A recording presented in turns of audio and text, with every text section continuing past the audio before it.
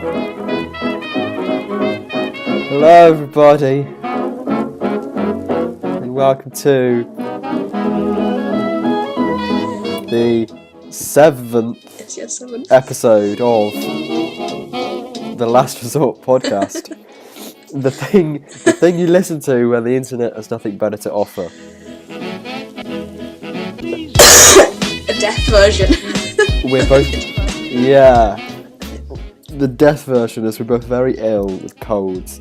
And even my cat's ill, and but we're still recording because we know how much all you thousands of listeners love to listen to this. We have millions of followers.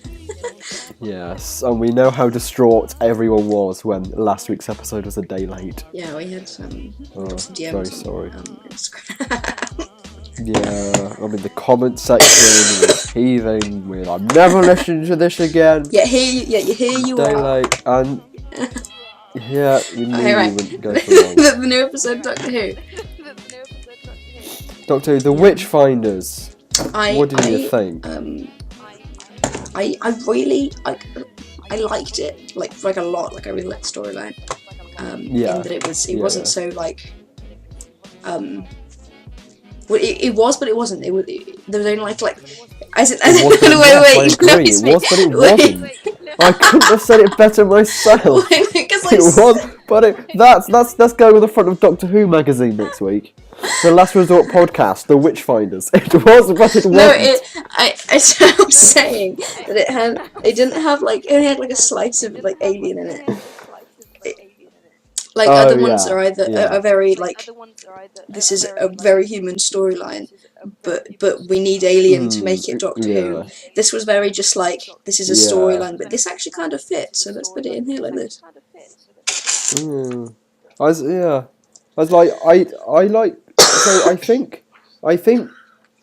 really liked it, and I feel like there's a couple of snags where I'm like they almost tried to put too much in it. No, that doesn't make sense. If that makes sense, because there was a lot of stuff, and then the point where everyone's catching up and going, "Oh, so this woman had it." But then at the same time, I quite like that because it made for quite a good story. And I really liked Siobhan Finneran as Becca, the woman who got her leg, the evil one. Because when I saw that she was going to be in the series, I was like, "Oh, she's going to be good," and she was really good. And James the First, I really liked him. James.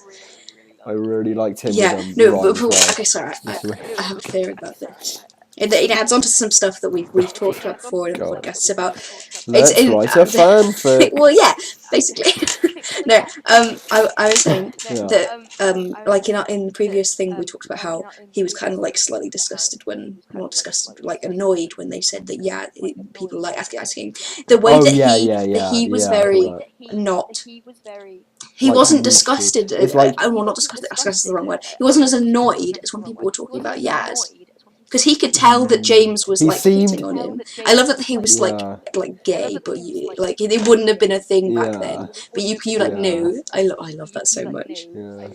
He seemed turned off and awkward because of James's age, not disgusted by his gender. I genuinely think that makes he sense. is. So And that moment when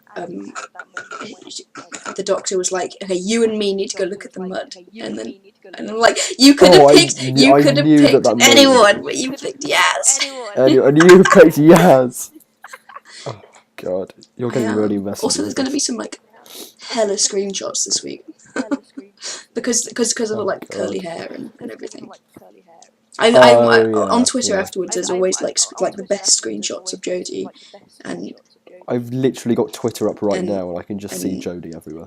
I don't know, this is going to be good screenshots. Also, sorry, on that note, I really, really, really like the way Yaz looked in this episode with her hair.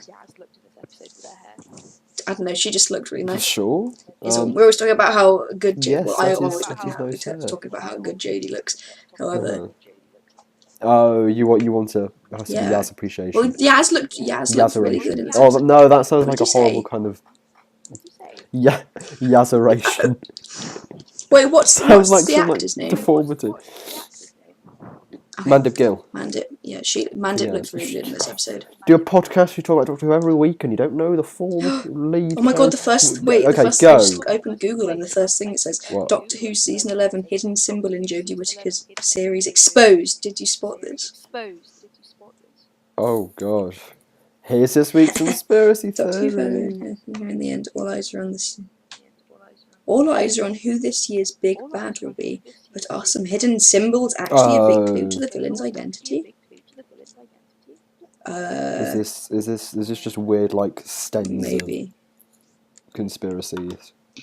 But one thing that I really liked is the way that every companion played a really good role in this, because like Graham was deemed the leader of the witch hunters. I really loved the way that, and then Ryan had the whole stuff with James, and then Yaz had the whole stuff with Willa, and and then there was still loads of room for like the Doctor herself to have big moments, and like, so I actually really like the way that like they showed how the Doctor's gender like at that time could hinder her, but like Jodie never gave up fighting. Like that was very Doctor, in the way that the Doctor would never give up. Yeah, and like I know that like people had fears that they were gonna like do too much with the Doctor's gender and the Doctor would be weakened by it. But she was in no way weaker. It's just people were making a bigger attempt at trying to stop her. But which made her stronger because she pushed back even harder. Yeah. I really loved that. Yeah. Worked really well. I think that's everything I had. Willa as well was like, she was good. I quite liked her. So. She worked, but then like there were points where I feel like the plot controlled her more than her character. When like at first Becca was like completely against her, and then Becca and James were like, right, Willa, it's you who decides whether or not the Doctor is a witch. And it's like, well, what? I thought that they hated this person. But she was okay. Other than that, it was good. Really liked it. Although I was going to talk about this, sorry, but still about Doctor Who. Talk about Doctor Who. Somebody said to me that I hadn't even thought about before. I'm not sure if it's a theory or it's like, I think it's a theory. That the Doctor regenerates to somebody they've like to a face or a body, like whatever that they've seen before, which is why Peter Capaldi, he was in like the Pompeii episode or whatever, and that's why that was their explanation for like regeneration. But I thought that was like a really cool theory that the Time Lord like regenerated to somebody like a face they've seen before. I feel like was that because that was because it was shown with the Master in the he the fact that he was just this like random guy, and that people said things like, "Oh, you look familiar," but like he wasn't familiar. He was just like this random guy instead of just like. I don't know. And that's why I feel like that's like a bit creepy because and that's like you could end up with identical people. But that's why the Doctor is always human looking, because he always hangs out with humans. Or chooses a human. Because he's. But then there's the whole Tennant quote of how come you look like a human, and then like why you look Time Lord or something. So I feel like Time Lords just look like humans anyway. I don't know. I thought that was a cool theory, though. Strange one. Yeah. It's a cool theory, but I don't know how much I'd buy into it, personally. I'm gonna buy into the gay stuff. There's so much gay in this season, I love it. When Jodie regenerates, Yaz is gonna look at herself and be like, wait. Like, but I still love you, even though it's me. Well, this just got creepy. Oh, that also reminded me about one of the lines where she was like, this girl, Izzy, bullied my friend Yaz to make her, so that she herself wouldn't be bullied. Which suggests that they've had in-depth conversation about this. No, but Yaz said that like earlier on. I know, but she did say about like, but she didn't say Izzy, and she didn't say that she did it because of this. Yeah, she did. She did, yeah, to like Willa, wasn't it? She said like, oh yeah, because when they were in like Willa's horrible house, they were like, "Why is Willa ill?" And then Yas went, "I know why you're ill. When I was in school, this girl, No, but she Izzy, never what's her said Izzy. face, She never made said me the feel name. She rejected." never said. No, I swear she to did. God. Oh, I'm gonna I watch this now on swear iPlayer. to God. Is it up yet? I swear to God, she didn't Right. say Izzy. Doctor Who. She did. I'm gonna watch it as well. You're probably wrong. Which one was I was already up? Sorry everyone, but We must solve dispute this debate. While you look for that, Fantastic Beasts is real cool, and I saw it today. Okay, we're not gonna go into that bit yet. I was like, I want to have a massive conversation about that. That's fine. I've just found the point as well. When does Yaz speak? Entertain. You can cut this bit out. I can't hear what you're saying. Okay, I'll be quiet. Oh, hang on.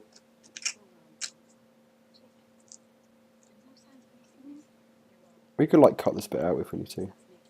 Okay, what time is this? At like 17 minutes and 30 seconds. She says it. Yeah. Izzy Flinton. She says Never mind, Izzy. whatever. Get shot down! You should edit out that like weird silent thing. Yes, just the silence with us. Or because like for me it wasn't silent because I could hear Doctor Who. Put some elevator music there. God, put some random stuff in. Are we ready to go to Fantastic Beasts Crimes of Grindelwald then? Of course, always. So you've finally seen it after being out for a week and 2 days. My thing is, 9 days late. Watch the first one because I was gonna watch it before we go, but we went earlier than we thought we were gonna go, so I didn't get to watch the first one. However, I still really loved it. It's very good. I really liked it. It was more Harry Pottery almost because I think the first Fantastic Beasts was it was almost its own franchise.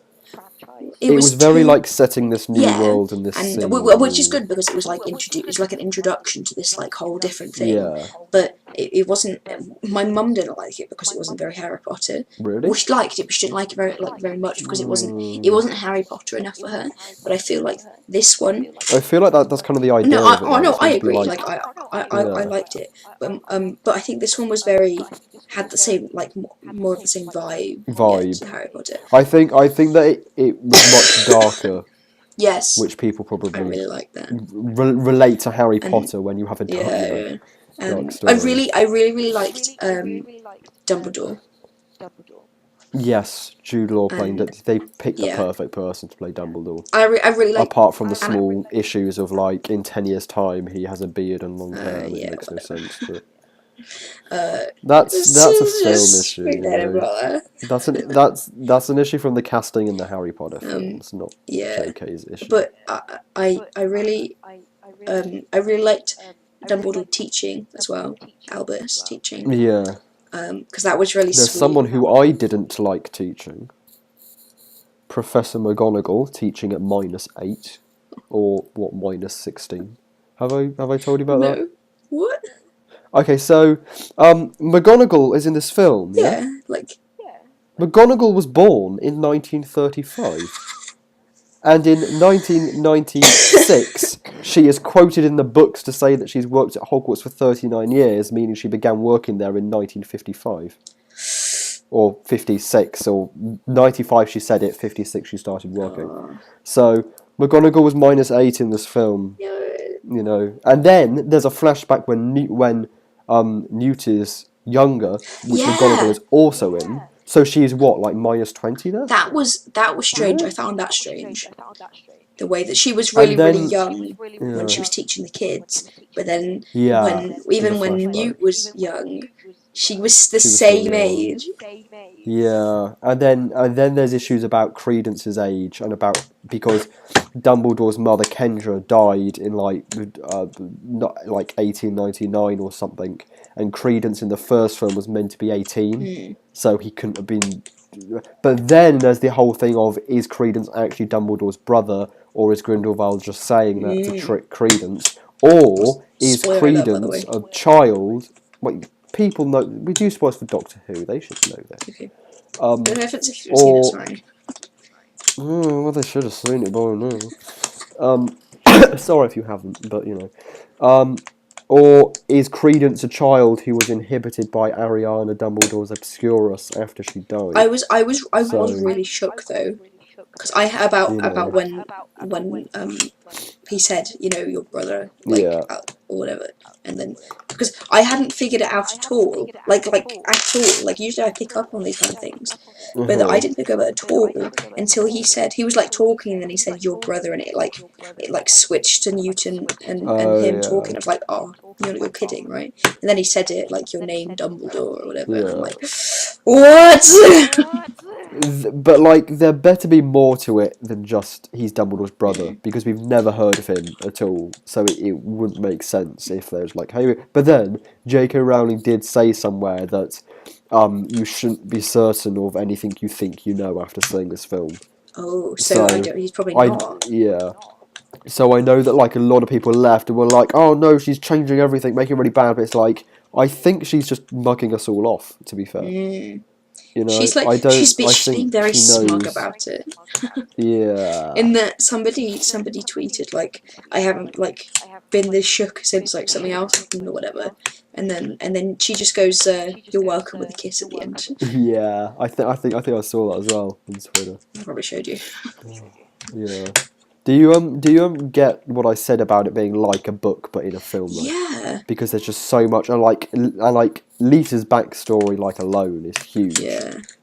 So there's lots going on in it, but then apparently there was more cut footage from this than any of the other Harry Potter films, and you can kind of tell because there's So, can you remember the guy who was like one of Grindelwald's like helper people, who was in a scene at some point, and then at the end, Grindelwald just like killed him or something, or he died in the fire? You might not be able to, but like that's an example of how there were probably more scenes on him to explain his story, but they were all cut to shorten the film. So, however, I did like the fact that I forgot her name. The one that Newt liked. Tina, that's the one. I thought it was Tina. Yeah. I like the fact that she was so much like into him in the same way, because he's like a nerd or whatever. Yeah. And she's like this pretty girl. I don't know, whatever. I just like that. Yeah, but one thing that kind of bugged me is that they very quickly undid things from the first film, which, so that kind of didn't annoy me, because it was hinted at that Credence wasn't dead with the small, like, vapour at the end of the first one, and also, I kind of already guessed that they'd bring back Jacob, because the stuff that obliviated everyone only got rid of bad memories, and he had good memories. Yeah. But then, at the same time, they kind of doubled on that by then tying up a lot of stuff which they had finished by the end of the last film. Yeah. Like, at the end of the last film, they set it up like, you know, Newt and Tina like each other, and that's going to slowly progress. But then suddenly on this one, they just stunted that by like, Tina saw this incorrect fake news. Fake news. Which like kind of bugged me, as it's like, it seems like they added that stuff in just for the sake. But then at the same time, I can accept it. Just remember, it's a setup film. Oh yeah, it really was this one. I guarantee that something's going to happen with those two, or at least Tina. What do you mean? As in like they're going to get together? No, as in like something's going to happen to Tina, and he's going to be like, "Oh no, I have to save you." Well, that kind of happened in like the first one as well. I know, but you know what I mean, like, because then I like becoming a thing or whatever. Well, they were a bigger thing at the end of the first film than they were at the end of the second. But now they're like, oh my god, you're not getting married?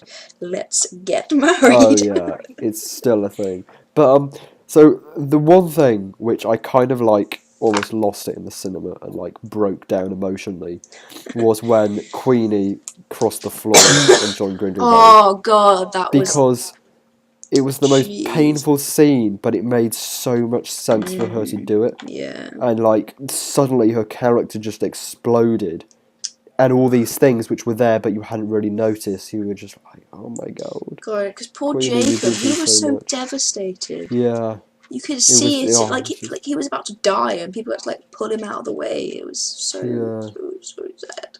It was Well, it. you know what's like actually so sad though, What? the fact that Dumbledore and Grindelwald were like so.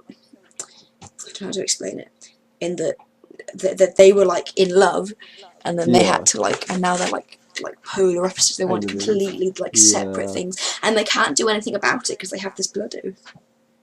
Yeah, but Dumbledore might be able to destroy Yeah. that. Oh no. If he Yeah. did.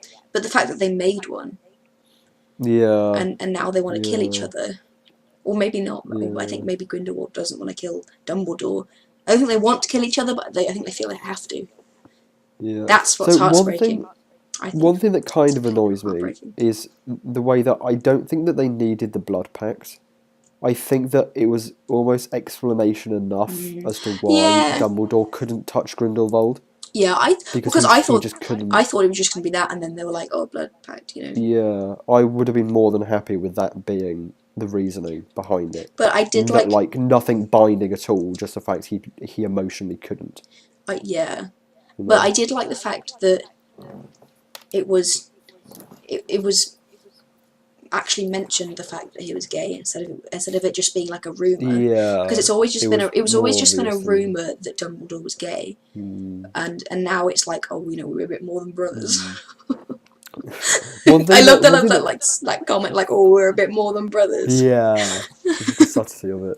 One thing that really annoys. So, like, I watched this video once that said like there are like 40 relationships in Harry Potter, and there's like other than Dumbledore and Grindelwald, which we've never like explicitly seen. Yeah. They're all straight, Yeah. and there's like 200 plus characters, and the only like really confirmed person who's not straight is Dumbledore. Yeah. And even that isn't said in the books, it's just something J.K. Rowling has said herself. Yeah. And then another thing that bugs me is that really the only non-straight relationship is the one of Dumbledore and Grindelwald, and that like crashed and burned and is almost like ended so badly. Well, there's no happy, positive, non-straight relationship in the whole franchise, that really bugs me. I 300% agree. However, when the books were written and when the films come out, it was before a time when things like that happened. Yeah. And to be fair to J.K. Rowling, when these books came out, they probably would have been before a time where people all were. Yeah. And they're just, I think they're trying to catch up now with like actually making Dumbledore gay instead of it just being a rumor. And I think eventually I think we will get some or whatever. Yeah.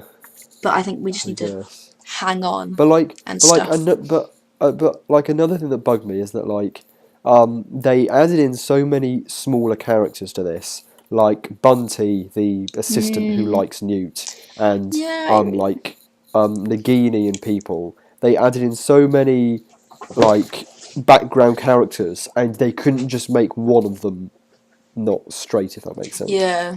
And it's just but I haven't seen. So Bunty is Sister Bernadette in I'm a Midwife. Not I'm a Midwife. Fuck.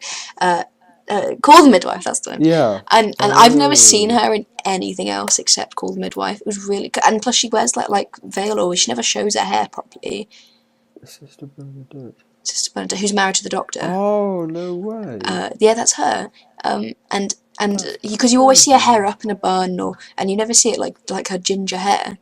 Oh no, you do at some point because. Well, yeah, you do, but you don't. It's like hard to recognise her. Yeah. When she's got her hair like that, because it's not, just like, I don't know what her name is, like Shirley or something. Oh, that's so weird. I would not at all say that they're the same person, but I think that's just the brilliant hair and makeup who do the film, Yeah, no, costume and everything. But hello. Wait, are you sure they're the same person? Oh yeah, I swear. Okay, wait. I'll look it up. You entertain them, or put some like more elevator music on. Oh no, I can't be bothered to source some elevator music. It's too much effort to go onto the dodgy website and try and almost get a virus and then download the music Yeah. and then drag Called and midwife it. nun Victoria Yates quits show for fantastic. Oh, she left. Victoria. No, she Victoria Yates is in How do you spell Yeates. She quit. Victoria Yeats. What a name. She left midwife. Yeah. To do my fantastic beats. Oh, Beasts, not beats. Victoria Yeats. Victoria Yeats. Yeats drops midwife for beats. Oh, that's so crazy. And but the weirdest thing is, her photos of just her look even more different than Bunty and the nun do. The nun. That makes sense. Oh, geez, yeah, she because does. she's got like this she looks a bit like she looks a bit like Thingy. Oh crap, what's her name? The teacher, the crazy teacher, Harry Potter. What's her name? With the crystal ball. Trelawney. Yeah. Trelawney, that's the one. I see that.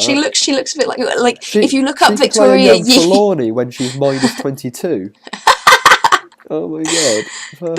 But wait, the second, I'm not sure if you see the same thing as me, but the second Radio Times photo I just closed the page on Google, she looks so much like, because her hair is like... No, I don't think I am. Okay, sorry, I've got a third one along where she's got a big smile on her face. Yeah, that's the one. She looks, like she looks like Trelawney, yeah. Yeah. Oh, that's great. I love that. Is that everything to say about Fantastic Beasts? I think so, really yeah. Good. We're talking for a really long time. Can't wait for it, because it definitely felt like they were pointing everything in the right direction and pinnacling it, so that the next film they can go straight into it, and they've got Phoebe where they want her, and they've got everyone else where they want them, and it's going to be so good. Yes, agreed. We also have I'm a Celeb to talk about. Yes, I'm a Celebrity. Last week, finally we can talk about it, as it started after we recorded last week's episode. Yeah, I know. But so far, I really, really love this camp because it's so lovely. But I'm not a huge fan of Noel Edmonds. Same kinda.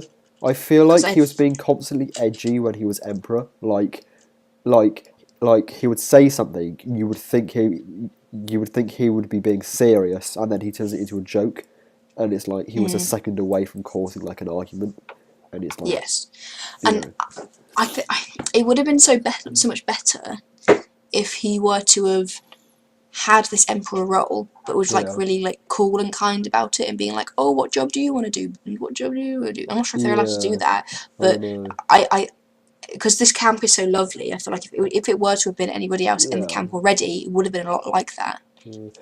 Have you voted for camp leader? Oh wait, what? No. You can vote on the app for camp leader. Oh, they didn't say that on the show? No, they didn't, but I got a notification from the app. Oh, cool. Okay. I voted for... I'll do that now. Oh no, voting not open, it says. Oh, that's sad, isn't it? Was I too late? Oh, I was supposed to... I might have been last night. Okay, so... I kind of like the way that Noel was a bit aggressive, because it kind of made something of the Emperor storyline. But one thing that really bugs me, and I put a post about this on Reddit because I'm a nerd, but I feel like they had the whole thing of we've got some really big news, and then they were like, Noel Edmund is the Emperor, he's the most paid celebrity ever to go on this show, and they really bigged it up, and the Colosseum was the largest set that they'd ever had, and then 2 days later they were like, we've got some more big news, the Empire is over, and it's that was it. The Empire ended, and I thought, wouldn't it be so cool if when the Inner Circle went to eat at Snake Rock, those at Croc Creek got a secret note saying you're now part of the secret rebellion. You can't tell the Inner Circle about this, and they did tasks to try and rise up and overtake the Emperor and overthrow him, and that could have been so cool. But instead they was no, the Empire's over. That's it, guys. But the thing is, they did that. I think they did that because Ant and Dec have been trying to get Noel Edmonds on the show for such a long time, because they grew up watching him, and they worship him, and so now they finally got him on the show. They were like, we're gonna make you Emperor, and we're gonna have you really big you up and in charge because we love you so much. And then... I was like, I get that, I liked the Empire storyline. I just think it ended too quickly, and they didn't make the most of we it. didn't get like a different emperor. Now we just get like a camp leader, the normal just camp leader. Why didn't all those not in the inner circle overthrow him, and then they become the new leaders, circle. and then that just to flip it all like on his. And plus, I think I personally just really like the undercover stuff where they got to be like, you must blow up Harry's beach ball to win some stuff for camp. You know, those like things where they have to do something bad and secret, but actually it's for the greater good. So, anyway, because the camp leader, I voted for Fleur twice because I think Fleur should make a very good camp leader. I think I voted one for John. Yeah. I think he'd make a good one. Who else did I vote for? I think I probably voted for Rita. I really like Rita. Oh my! How did I know that you were literally going to say those three? Because, okay, so like in my head, when you said about voting, so like at the moment my two favourites are like Fleur and John because they're just both so cool. I really like Fleur. And then like I also quite like Rita because she doesn't really care. You know, she's like you know. But then she kind of does. But then you know. What's the other girl's name? The blonde one. Sarah. No, not Sarah. The blonde one. Blonde one. Oh, the comedy actor. Emily Atack. Emily Atack. I like her because she was the squeamish girl. There's always one every season. Yeah. But she yeah, but she's really toughened up. But that's what I'm saying. She really what's the word? She was just really resilient on her trial, and she was I'm really scared. I really hate snakes, but I really want to do well for my camp because I like them. This is my first day, but we're already a family, and that's what I like about this camp is that everybody's so nice to everybody, and everybody's being really nice to Anne when she's struggling. The whole Anne thing I really like. I think because on the note of Anne, I read somewhere that the whole ruled out on medical grounds. Apparently, that's because of her autism. Oh, really? Oh. I'm not sure if that's true or not. I've read it on a news website, but because if you notice, every time that they say that Anne's you're ruled out on medical grounds, she looks like she's really annoyed about it. Yeah. Because even though she isn't really doing the Bush Tucker trials, but she does look really annoyed about it, as if she doesn't be a part of it. I think that one thing that I really like about her is the way that she said on episode 2 that she wouldn't herself bring up her autism, but if people mention it, then she's happy to talk about it, which I really liked because she's not going to keep bringing it up, but she's more than happy to. So she's not going to let it control her and be all of who she is. But she knows it's there, and she's gonna, And I feel like I didn't actually see see it in her because I can usually detect or whatever. That's the wrong word.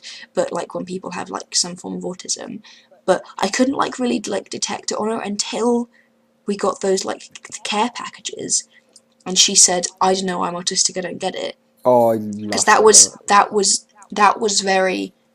That was I was I can see it now. Tell in the first few days.